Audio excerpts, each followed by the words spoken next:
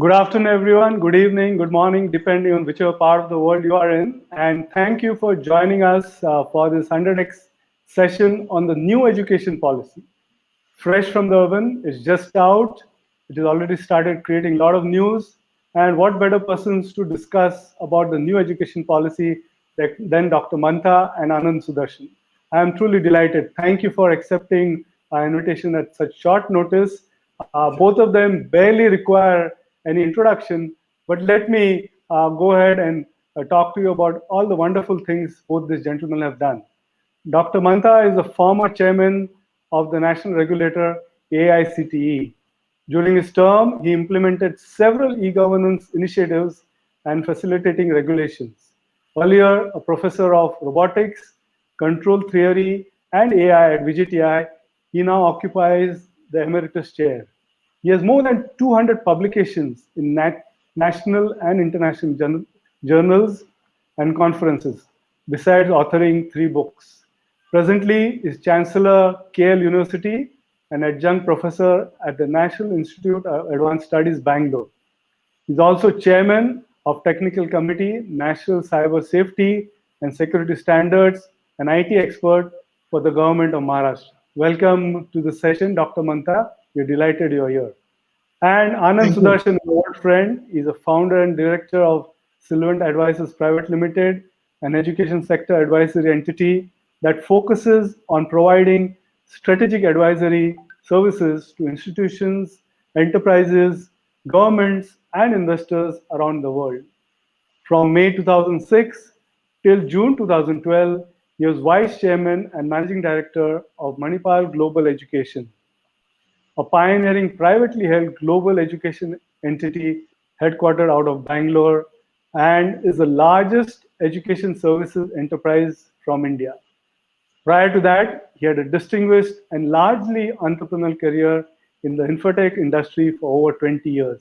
I've known him from his days in the IT industry. So welcome to the session, and thank you both of you for accepting this invitation at such a short notice. Thank you. Thank you. The My new pleasure. education policy. Yeah, great to see both of you. The new policy is just arrived yesterday. So, a lot of people are looking forward to some indications on what is that they need to see in it. Is it good? Is it bad? What are the long-term implications, short-term implications? I have a set of few questions which I would really like to ask you. And I would urge viewers, if you have anything to ask, don't wait. Go to your comments column and ask the question. I will take it as and when you ask the questions. So let me start with you, Dr. Mantha, straight away. What is your first impression or overall impression of this new education policy? I believe it has been in making for many years now.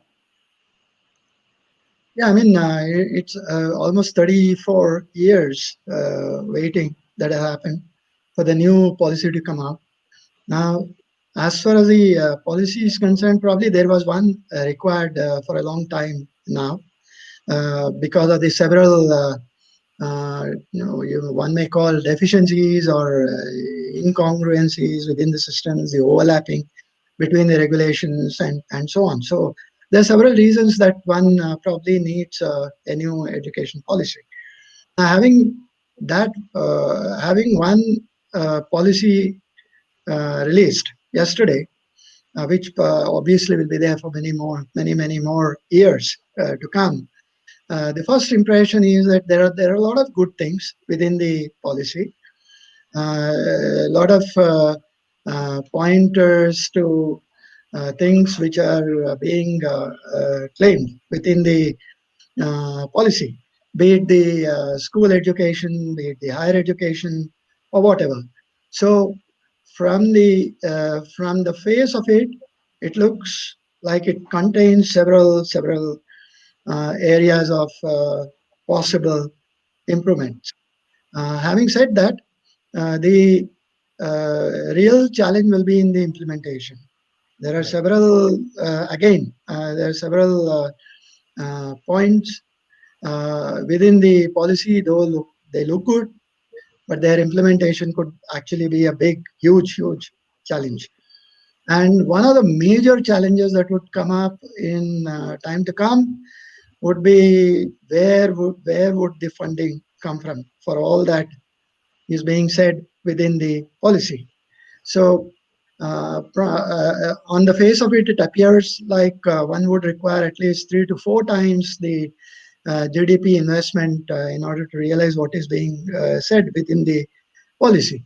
So therefore, unless the vehicle, which is the money, which is there, it always is a difficult proposition to make things happen. That's the first issue. The second is there is a mindset. Now there are a lot of reforms which have been suggested where an entire mindset needs to change and align to a different way of looking at things, different way of trying to work out the methodology suggested within the policies and so on. So how fast is that mindset going to change within the existing people, and then go about implementing the reforms in the spirit in which they have been created. So at this point of time, I would say, yes, I mean, there are a lot of good things within the policy, but the implementation will certainly be a challenge.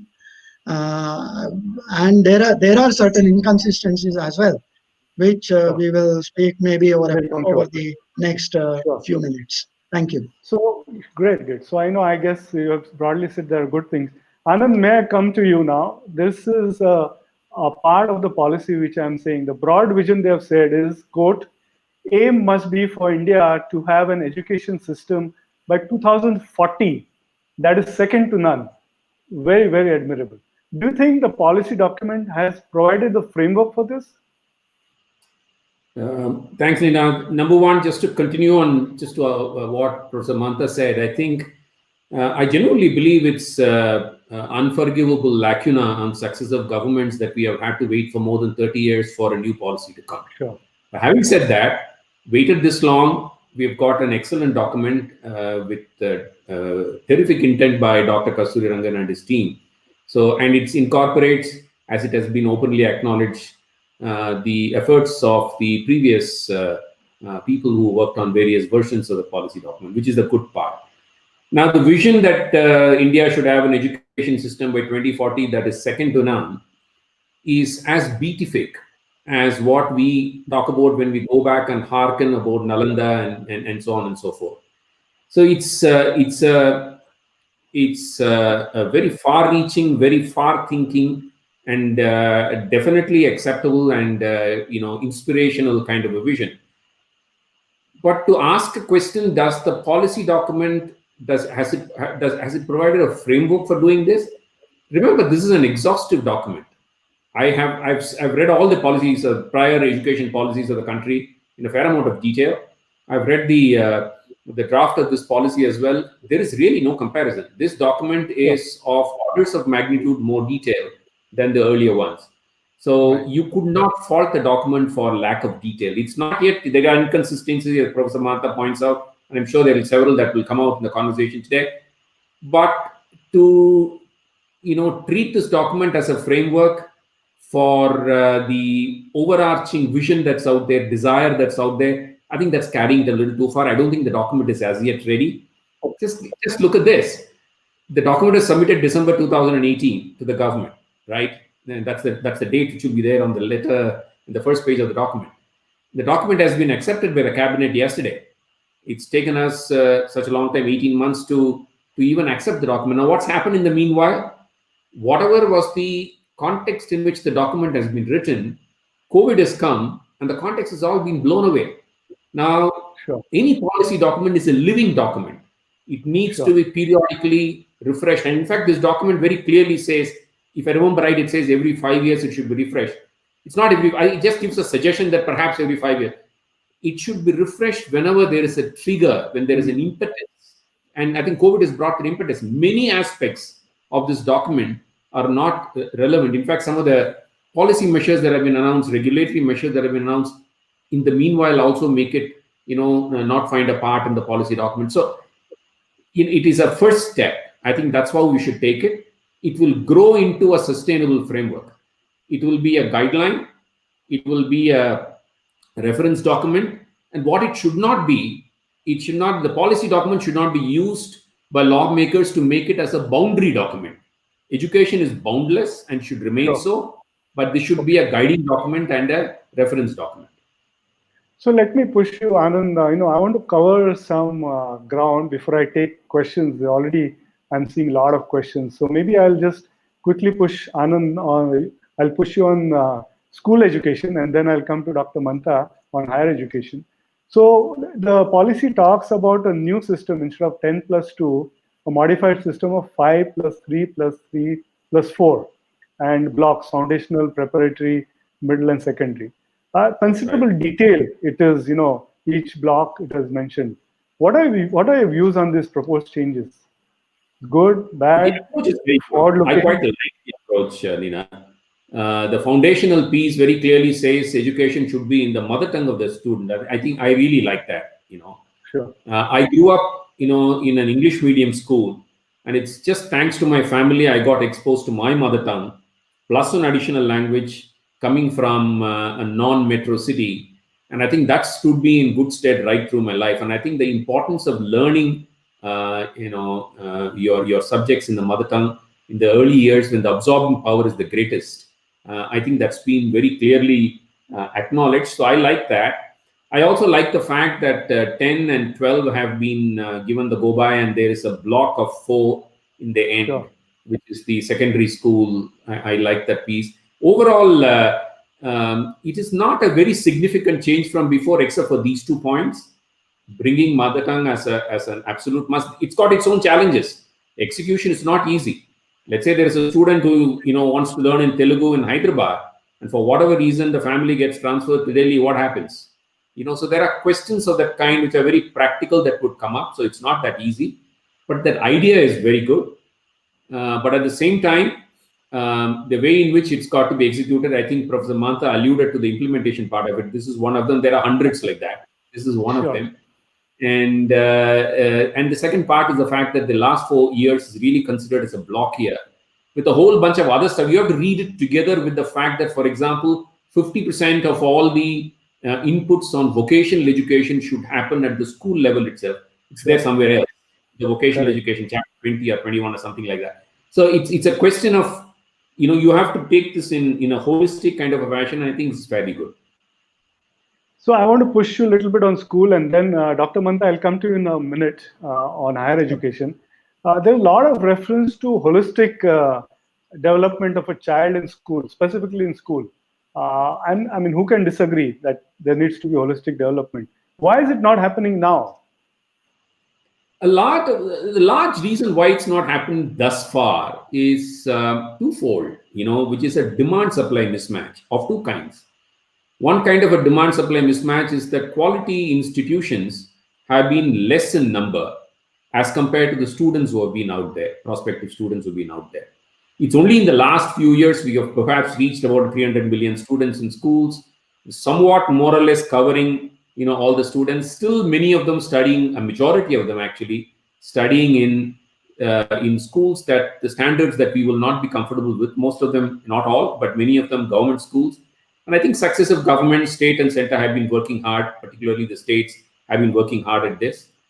So that's one. That's a demand-supply mismatch, quality mismatch on demand and supply. The second demand-supply mismatch has been in higher education system. So if you take the IITs, if you take the NITs, if you take the top private institutions, at the end of the day, and some of the state top engineering alone, if I'm taking, the total number till perhaps recently, the number of seats that were available for students to study has been minimal. The aspirants is a vast multiple of those. And therefore, the entire focus was on, I have this small gate, how am I going to cram and push myself through the gate so that I'm inside the institution before the gate closes? I think these are all the reasons why, the situation exists as it is today. But I think with this policy, with more than the policy, I think with the environment in India, with a lot of high quality institutions, both public and private, coming up more and more around the corner, I think the situation will ease. Now you can actually see it in education, in engineering. For example, I know I'm moving from schools to engineering. Just to give it an example, as the number of quality institutions have gone up, as your supply has gone up, as the total capacity has gone up, the poorer quality institutions are already beginning to shut down. So there is a natural selection process, Darwinian process that is beginning to happen. I think that was essential. So talking about engineering, that's a perfect segue for Dr. Mantha, because when he was the AICT chairman, this issue was constantly being discussed. So Dr. Mantha, in this document, they have specifically mentioned that engineering institutions, even IITs, will have to move to a more holistic and multidisciplinary education with more arts and humanities. Is this a long overdue reform? What are your views? No, absolutely. I mean, the curriculum as it is done in most of the universities, I thought personally, I mean, even while I was doing my graduation, is more one-dimensional, and it creates good engineers, good concepts, and all that. But then the so-called holistic development doesn't really happen. Now the multi-dimensional approach, the dimensional personality developments and things like that, you really need life sciences, you need social sciences, you need all the humanities, and so on. A little bit of humanities is certainly done even in today's curriculum. But then probably some of the universities, even the IITs, have a lot of input on social sciences and so on. So whether that actually creates better candidates than the other people who do not go through that, that's a debatable point, because most of those skills are anyway got within the the family structures that we have, the the value addition that happens outside the classrooms and so on. So, but there is a case certainly, but it again is a challenge to create a curriculum which is good enough to make a good engineer, and also carry the other part of the education, like the humanities and so on. I mean, if one would go to look at the outside world today, probably one would say at least two skills are required apart from the education that one gets in the classroom. You must be also some kind of expertise in another area. That could be any area, like for example music, it could be photography, it could be anything. So is there a scope for audit courses also to come into the curriculum? And if provisions are made for that as a matter of design, not as a matter of choice, which happens today anyway, then probably it does give a much better curriculum. But my view of a multidisciplinary approach is slightly different, I believe, within the policy. What they're also talking about is the interaction between the departments, between the different disciplines within a university and things like that.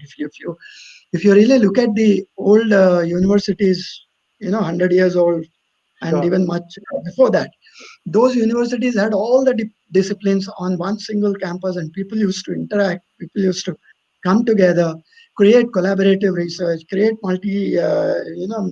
intra-departmental research, multi-departmental research, trans-departmental research, all that used to happen during those times. But the growth in the technical education has somehow veered people away from those things, and slowly the universities have started having problems even in getting students for some of the disciplines, and progressively they closed down, and therefore you had one-dimensional teaching happening, one-dimensional research happening, things like that. So therefore, if the current system allows you to change that, it certainly is good. So if I may, I'll take a question straight away from Nikki. She's an engineer. She's asking the flip side. Will this impact negatively the quality of STEM education from India? No, I mean, whether it impacts positively or negatively is something that will have to be checked with the proposals within the policy. Now, I'll Okay. give you one way of looking at it. I would have personally thought a one 3-4 page document should have been there in the policy, which actually brings out the gap study of what went wrong in the earlier system and what are we trying to correct today. So the question that the lady asked probably wouldn't have been there if those kind of questions were answered. Sure. So, Dr. Mantha, I want to push you on one more question before I come to some interesting questions the audience asked to Anand. Dr. Mantha, you have been a regulator in the past, and there's a statement in the policy which says that regulation of higher education has been heavy-handed for decades. It is now proposed, they've proposed, as you're aware, to replace the 3 regulators with one common Higher Education Commission of India. What do you think? Is Yeah. this a step in the right direction? You have worn both No, the hats. You have been an educationist as well as a regulator. it really depends on what context you really have. I mean, there is no activity in this country which is not regulated. Everything is regulated. I mean, if you look at the philosophical side of it, the best regulation is self-regulation. I mean, therefore, to say that you provide a regulator and then say that he becomes high-handed is a policy problem. So therefore, I would say that the regulators, depending on what kind of regulation they are expected to do, will decide on what the outcomes would eventually be. Personally, I thought regulators must be facilitating, they must be enabling enough to allow things to happen, and regulators are not there to stop things from happening. So that's the difference that people must look at. But do you think As this far as collapsing all 3 into one is a good idea? as far as that is concerned, I have mixed feeling on that. Okay. For example, education there are 2 parts to this which I'll highlight. The first part is all education comes under one single umbrella today. Now, but that doesn't include the law education. It doesn't include the medical education. Now, if you look at education, they should have probably been there. Now, the second part is extending that logic. Technical education has grown by huge proportions all across the world. And today, technology drives every single aspect of life. Now, that including that as a part of general education probably may not be that great idea. But having said that, the regulatory space will probably be more streamlined and so on if the entire education system is under one umbrella. So that's the 2 sides of the problem. Okay. So coming to you, Anand, there are a couple of questions, Fareen and others, who have spoken about foreign universities. And the entire document talks at a couple of places of private philanthropic efforts for quality education. But there's no mention, as far as I could see, of allowing foreign universities or for-profit in this sector. Is it end of the road for them? Do you think we'll not see the top-tier universities in India? So there are 2 different questions you've asked. One is about foreign universities and second is about for-profit education. There is a mention about foreign universities. In fact, the document clearly says clusters have to be created, like an SEZ, equivalent clusters have to be created. You should encourage and attract foreign universities, particularly foreign universities of high quality and repute to come to India. It's very clearly an objective stated in the document. In fact, I do not remember a single policy document that I have read so far which talks about foreign universities being welcomed the way this document does. So I think that's definitely, we can be very, very sure about this, that the document definitely advocates top quality foreign universities to be brought in within a certain umbrella, software zone or whatever is the method. I'm not really worried about, but absolutely that's the intent. I think that's clear. The second is the for-profit side. Document is quite silent about it, at least the ones that I have read so far. The problem is like this. I think people are missing the, throwing the baby out with the bathwater. Now, right at the beginning, Professor Mantha spoke about the need for capital. He mentioned that if the whole thing were implemented, we need money which is equivalent to maybe 2 or 3 times the GDP of the country, right? Now, I don't know what the numbers at the end of the day will require, but it's a very, very large number, that's for sure. Now, if that kind of capital has to flow in, where is that going to come? It's good to find that capital coming from philanthropic sources. It's good to find the capital coming from cess that the government collects and other budgetary allocations that it makes. But that alone will not be sufficient. You need a lot more. Okay, that's one part of the story, right? The other part of the story is, and the document also talks about weeding out corruption in education. And there, the word the corruption is used. It talks about vested interests, which talks about power. It talks about many of the misdeeds, not in detail, but it mentions them. And there is a sense that is communicated, that all of that has to be. And I think, those of us who have been in the industry, and Professor Mantha would be the first to agree with me, and that's a very, very good thing that needs to be killed. That's got nothing to do with for-profit or not-for-profit. Till date, we have had only not-for-profit education in India, schools as well as higher. That has not prevented all this corruption from happening.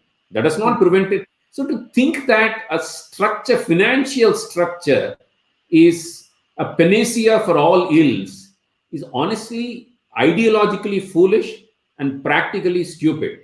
And if you add to this the fact that you need to attract capital, a well-constructed, well-governed, self-regulated, as well as tight regulation, to use light black but tight regulation, to use the terminology that's there in the document, with a very strong process for identifying culpabilities and having a system by which those are settled immediately, because courts have been for a long a method by which differences have been kept alive. There are cases going on for 10 years, 15 years. That's ridiculous. So maybe create a tribunal, with fast track facilities, whatever is the method. Putting that whole thing together, I think, is a lot more important than this thing about for-profit. I think we have a problem about this thing about for-profit. That, at least that's my view. There are people with alternate points of view who will be there. But I think we are getting caught in that and forgetting the bigger picture, which is really needs to be fixed. I don't know. I hope it answers. Yes, See, unfortunately, what happens is every rule, every regulation, and not only education, in every field, is brought in with the understanding that the other fellow will break it. That paradigm has to be reversed. It's not like that. I mean, then the regulatory systems will become more enabling, more facilitating, and so on. So that on the for-profit thing, the constitution is very, very, very clear on that. Education is for not for profit. Yeah. So unless we change that paradigm, it's not going to really happen. And that's a policy which is being looked at even in the West. There are institutions in US which are for profit, but that is all still experimentation and work in progress. So let me push you just a quick response, Anand. I'm sure in 2 minutes you can give. Shashi Shetty is asking, will the policy allow corporates, HNIs to contribute and be part of the management of higher education? Again, we are talking about two things. Does the policy allow for HNIs and corporates to contribute? Undoubtedly, yes. In fact, it actually promotes, saying philanthropic activities must be promoted. You have the example of Premji University here in Azim Premji University here in Bangalore, done through the philanthropic efforts of one man. There are plenty like that. Shiv Nadar University, BML Munjal University. So there are plenty of universities which have been, driven through philanthropic efforts of corporates and individuals. So that's one part of the story. Second is management, which is, and I don't think just because somebody has given a lot of money, they should be invited into management. Management is an active activity. And therefore, people who are interested can contribute, who will be willing and able to spend the time. And they should certainly, treat this as a part of their societal, contribution and a double bottom line for an individual. And therefore, they should be called, they should be made a part and parcel of the management for sure. Okay, thanks. Dr. Mantha, there is a question from Subha Bangera and a couple of them. asking specifically about regulator. You had mentioned. So as my reading of the higher policy shows that they've shown a vision that eventually they've made a statement saying the entire higher education is fragmented. It should get more. They should come together. Institutions with 3,000 or more students, and as a vision, it should eventually become autonomous. Is what my reading is. Subha and others are saying, is that a right roadmap? What does the regulator have to do now? Can't it just let go soon?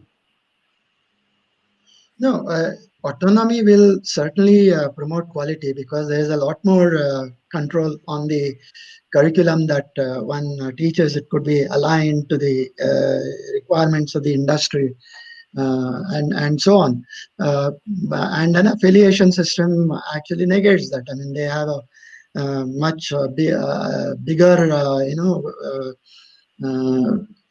systems to carry. I mean, their legacies to carry, and therefore they cannot implement the changes that are required from the industry side as fast as an autonomous institution can do. But we are all talking of autonomy. There are all kinds. There is a managerial autonomy. There is financial autonomy. There is academic autonomy, and so on. So when we talk of autonomy, we should probably be looking at complete autonomy, and it's not in part. That's going to get the results that we are really looking at. But having said that, there are 45,000 colleges in this country, and if we look at the 15-year period window that the policy says for making them autonomous and so on, we're looking at approximately 3,000 institutions per annum to become autonomous and carry on and so on. But today, I would be very surprised if they really have the financial wherewithal, or even if they have the wherewithal to, they make decisions for themselves. And even if they have decisions for themselves, they're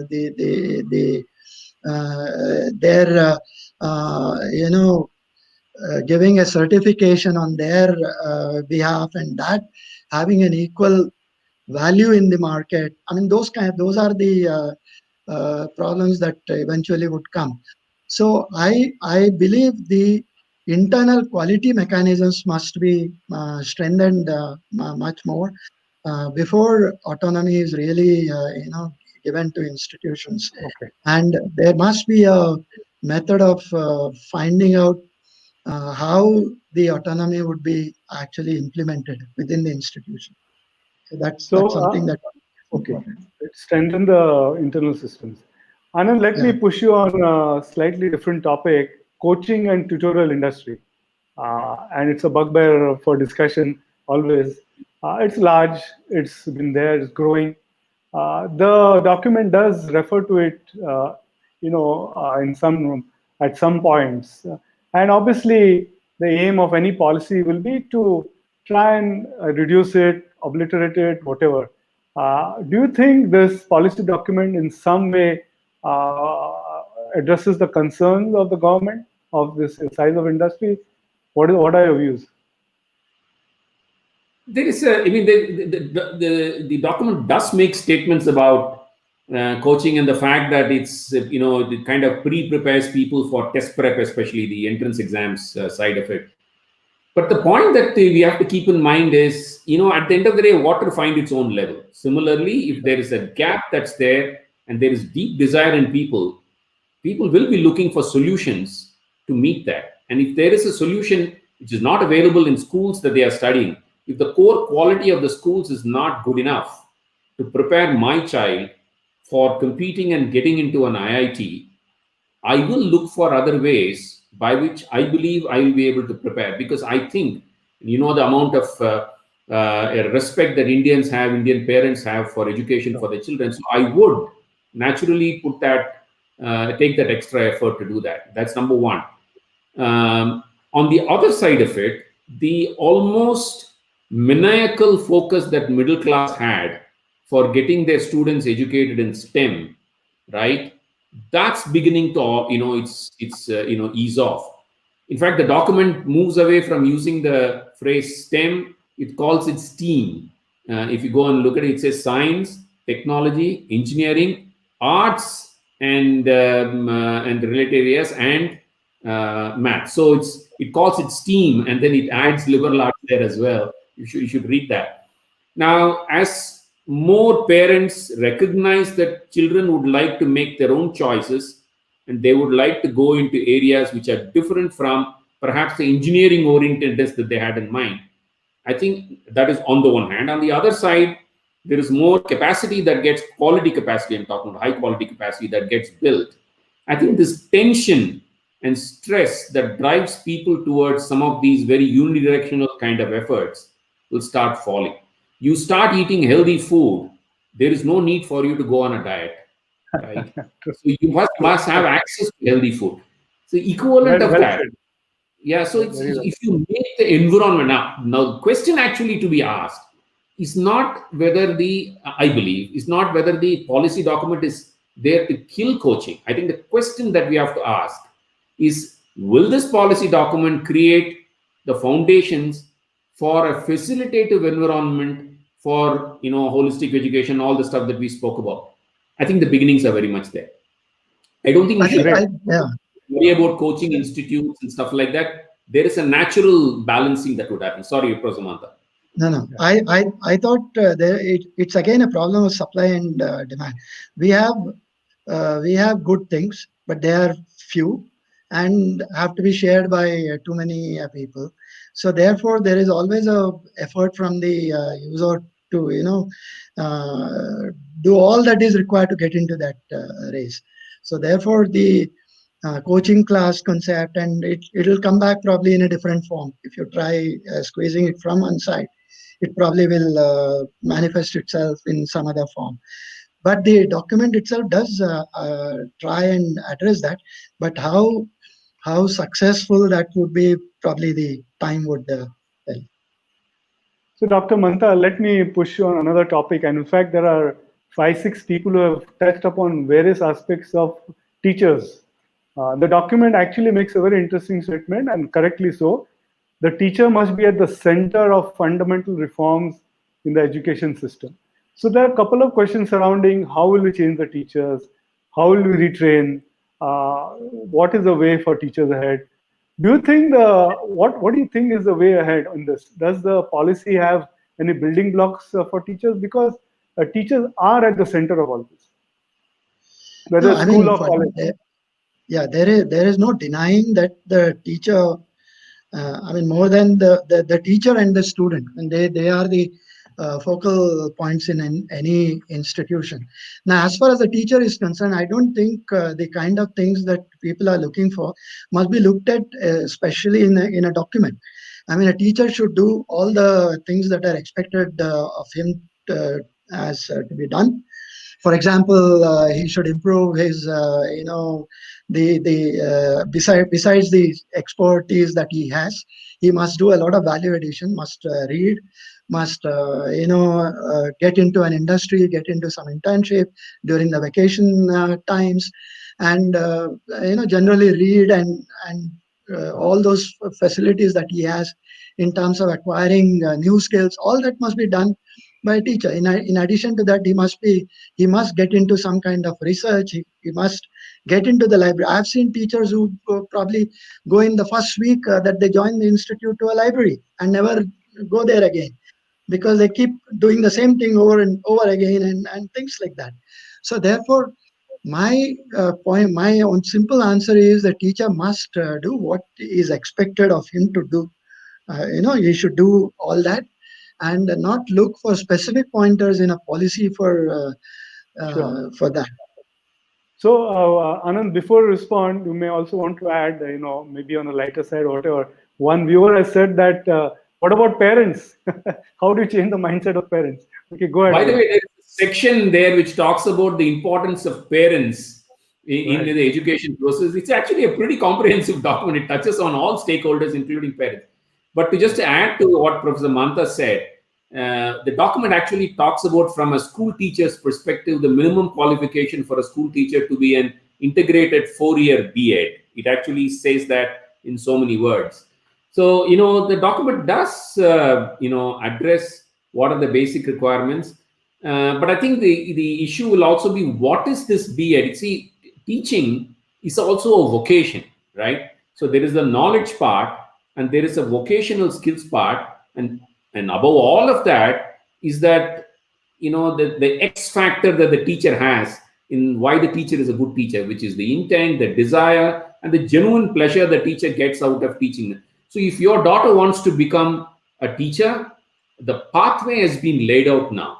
Till now, at least certainly at the school level, for a candidate to go through to become a teacher, many times for her, it's a last option or one of the last options. Only for a few people, it's a chosen option. I think all of that will hopefully begin to change because there are some basic requirements that have been needed out. But again, it's in the execution finally.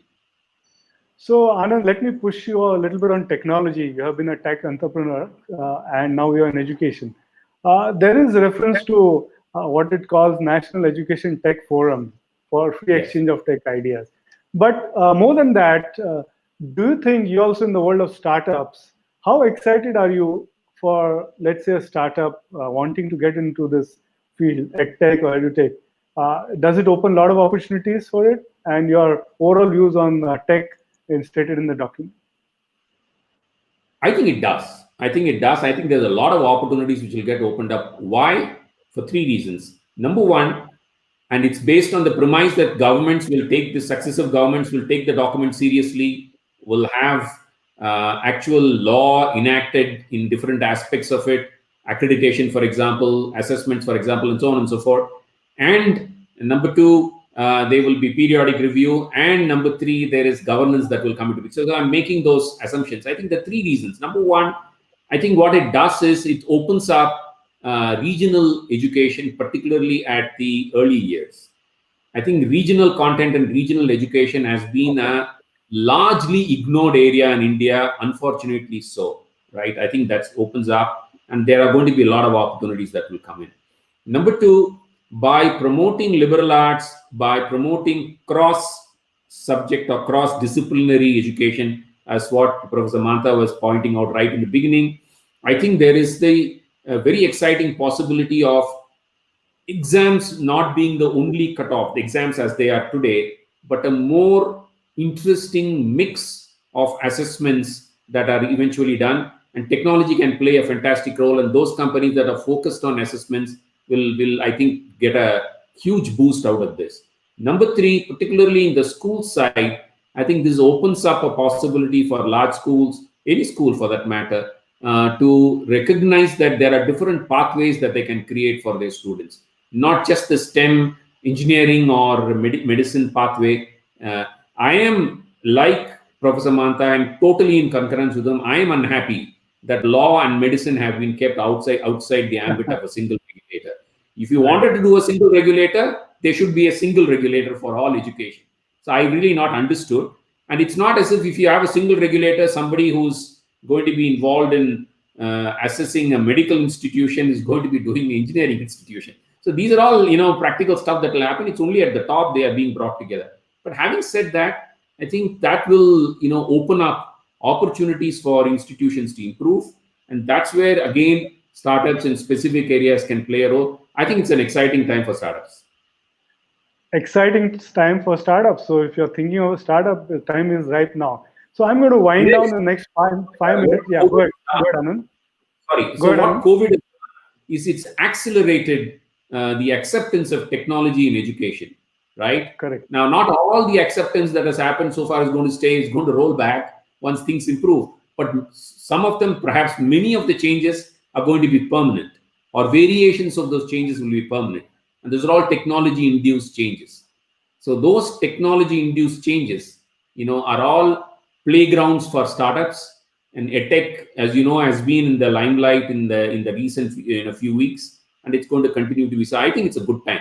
But you have to get the startups and entrepreneurs have to get the solutions right, and they have to be scalable and all the other good stuff that you are familiar with. But it's definitely exciting times. Okay, exciting time for startups. I'm going to start winding down in the next 5 minutes. So viewers, if you have a question, just sneak it in straight away, because in the next 5 minutes, I'm trying to wind down. Dr. Mantha, I have one or two questions. So this whole aspect of bachelor degree, which is now 3 years, 4 years, masters can be 1 year, it could be masters or bachelor combined 5 years, and MPhil has been done away with. What do you think of it? It's a move in the right direction? Yeah, I think that's the way to go. That's the way to go.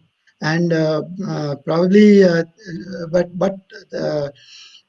like for example, the last block, 4 years, they have said the policy says that the first year will get a certification, the second year probably gets a diploma, and the third year gets a degree, and the fourth year gets a degree with research and so on. Now, in that space, if I choose not to do the fourth year, then I have a total education of 14 years. Now, how does that? I mean, these are some of the things that really need to be looked at, because the total block is about 15 years. Okay. And if I don't get through the last, for some reason, I mean, I'm not interested in doing the last. But there are the better things are like multi-point entry, exit, and the kind of institutionalization of vocational skills into the system, building of competency-based skills. These are some very good initiatives within the policy. So let me wind down a little bit. Dr. Mantha, there's a question by Frederick Rodrigues. And in fact, I had noticed almost right at the end, maybe Anand, you might also want to add about education being on the concurrent list. Yes. And it is mentioned, not that the policy document does not refer to it. And this is what it says: education is a concurrent subject. It will require careful planning, joint monitoring, and collaborative implementation between the center and the states. What do you think, Dr. Mantha? Are there any pitfalls? Why would there not be collaboration on such a forward-looking document? No, the collaboration would certainly be there. It all depends on what is the position in terms of power that's given to the states, and what is controlled by the central government.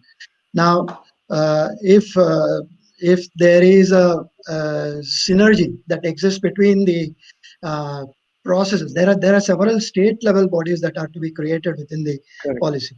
Now, when they are created, the synergy that they have with the central bodies and the kind of local regulations that are created, the local rule position that is created, and what is the amount of overlap, or in terms of the clash that probably would be there, that would decide the how smoothly both would probably work.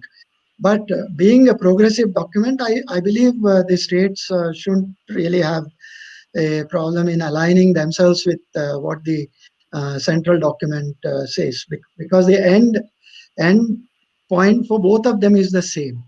Correct. And that's an improvement in quality. And more than accreditation that people are talking about, the document still talks about accreditation, but the world is now moving away from that and getting into quality assurance. So the entire system, the entire policies must be framed, whether it's state or the center, must be framed from the perspective of quality assurance. Then probably Anand, that synergy will automatically be there. Make a quick comment, yeah. Yeah, sure. I mean, the fact that education is a concurrent subject is defined by Constitution. That's a reality. That's not going to go away. And now, what does it mean? It means that legislative powers, making laws, the power of making laws in that subject, are available for both the state and the center. At the very fundamental foundation level, that's what it means. And therefore, it can potentially, get people on, loggerheads with each other. One way by which this is, I think, tacitly, and I could be wrong, but my observation tacitly it's happened is, generally speaking, school education is left to the states and higher education is guided by the center, generally speaking.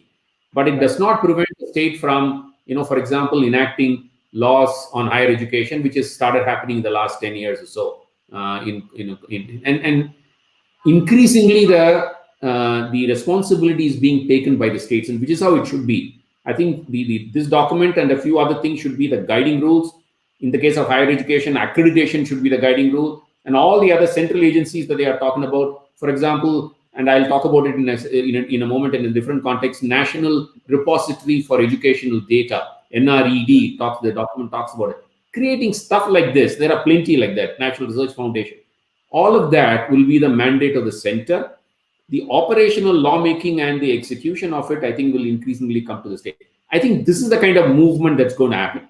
The centralized running of institutions, which I think was generally, and it even talks about how central universities have to quickly push themselves into a type 3 university, which is a research university, and become completely autonomous, etc., etc. When that happens, I think there will be a far better settling down that will happen. But there will be flare-ups, there will be issues, and like you need lubricant oil to make sure that things run without a squeak, you need to create lubricant oil systems, to make sure that all this machinery meshes with each other. The document itself, for example, I mean, there are lots of things about the document which are already dated. For example, the document talks a lot about ODL, open and distance learning. Now, in January of this year, UGC has already enacted online education as a third type. You have regular education, ODL, and online education. So things have started moving already. Online education as a separate subject, this document does not touch upon.